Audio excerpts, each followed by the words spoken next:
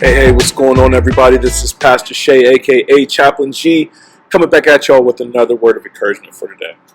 So check this out. The other day, I had a situation, right, where sometimes when I'm just talking normal,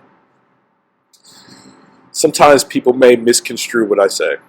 And maybe they take offense, maybe they hear me wrong, or maybe we got different cultural backgrounds where I may say something culturally that fits, but because this person is from a different culture, maybe it doesn't ring as true, or maybe it's offensive in the culture where they come from, right? And that's kind of the nature of human interaction. I think it's one of the effects of the fall. Not only one of the effects of the fall, but also one of the effects of the Tower of Babel, where we may talk to each other, but we don't always mean the same thing, or sometimes it just doesn't come off well, right? And so, had this interaction with the person, and they completely misunderstood what I was saying. But instead of telling me, they just went and kind of got mad. Tried to tell some authorities over me that I was being offensive and all this other kind of stuff, when really it wasn't that at all. I was actually doing quite the opposite. And I got to think about that because at first it didn't bother me too much, but the more I thought about it, you know how the more you think about something, the more you just kind of replay the event in your mind, and you're like, man, it's just not sitting right. And really what wasn't sitting right was they could have just come and talked to me. We could have cleared it up with a few simple sentences, but instead it very nearly became like a bigger thing, right? And I was thinking about that, trying to think about it biblically, and Jesus actually gives a prescription to help avoid a situation like that. It's in the book of Matthew chapter 18. I want to read this over you and then talk about it a little bit, right? So this is Matthew chapter 18, verse 15. It says, "If your brother sins against you, go and tell him his fault, between you and him alone. If he listens to you, you've gained a brother. But if he does not listen, take one or two others along with you, that every charge may be witnessed by the evidence of 2 or 3 witnesses. If he refuses to listen to them, tell it to the church. And if he refuses to even listen to the church, let him be to you as a Gentile and a tax collector." So that last little part probably doesn't ring as hard as it would have to the people who lived back then when Jesus said it. But when Jesus is saying treat them as a Gentile and a tax collector, essentially he's saying have nothing to do with them. Don't even associate them anymore. They're no longer a brother to you. But did you see the steps? First, go to the person one-on-one and try to handle it there. And that's where we can start to undo the Tower of Babel. We can start to undo this break in communication right there between the people one-on-one. I can understand where you're coming from. You can understand where I'm coming from. I can offer an apology, you can accept it, and we can walk together.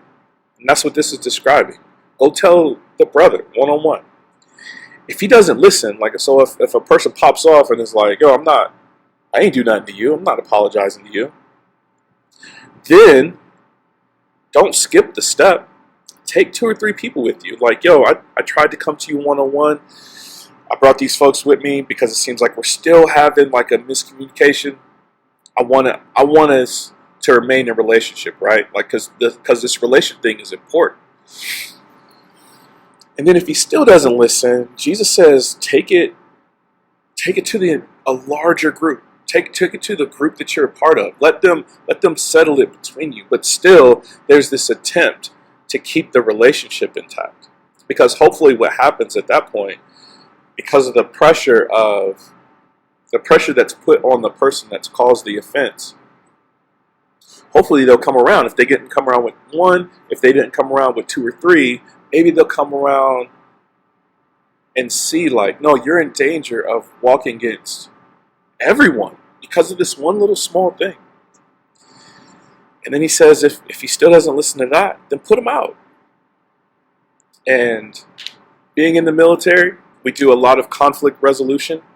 I try to teach conflict resolution. Some people hear it, some people don't.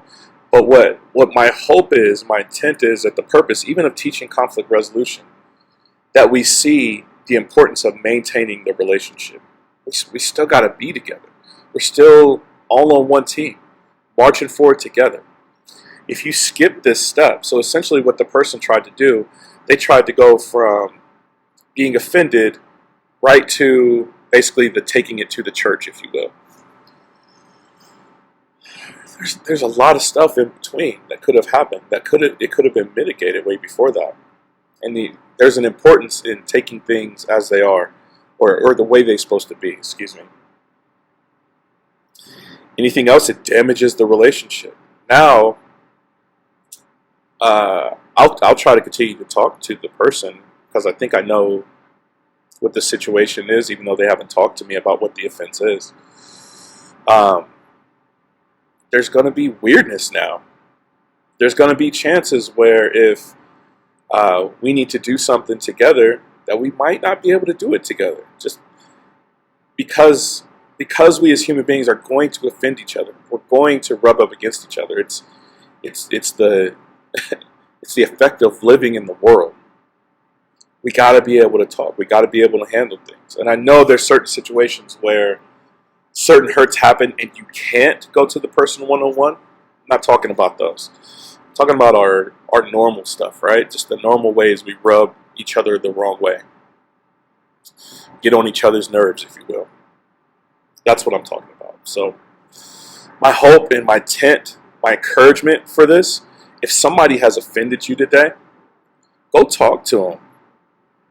If that doesn't work, take a couple people with you. If that doesn't work, then you can escalate it from there. But at least you did your due diligence to try to remain in relationship with the other person. So, hope that's encouraging for you. I hope you can take those steps. If you've never read that in the Bible before, maybe you go back and read it. But love y'all. Hope y'all doing well.